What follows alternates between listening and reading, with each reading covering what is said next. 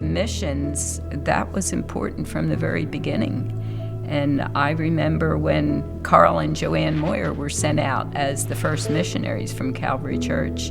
The church used to go down to Philly to John 5:24 mission in the city, and I remember doing that. And we would, they'd have a program for the men, and then we would serve a meal afterwards. Bob and I were missionaries with South America Mission for 49 years. We happened to be the fifth set of missionaries sent out by the church who were members. They were willing to send many, many construction teams to build the Esperanza School in the city.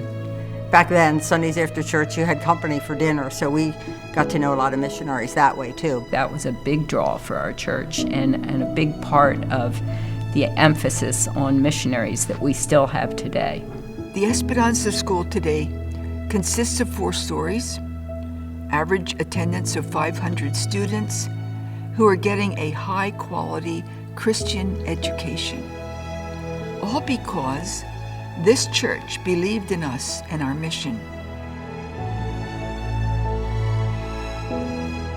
We are on staff with Cru, which is formerly Campus Crusade for Christ.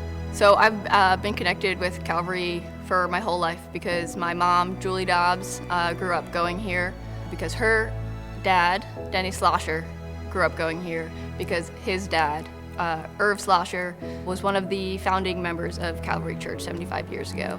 Calvary laid the foundation of faith for my grandfather and then laid the foundation of faith for my mother so that I would be able to grow up with a foundation of faith that God would then use to transform my life to a point where I can't imagine doing anything else with my life other than being a part of building God's kingdom. When we joined Cru staff in 2016, we reached out to Matt Reed, who was overseeing missions at the time, and got together and had lunch with him and shared a little bit about our ministry, what we were doing. That was sort of the birth of our relationship missionally with Calvary.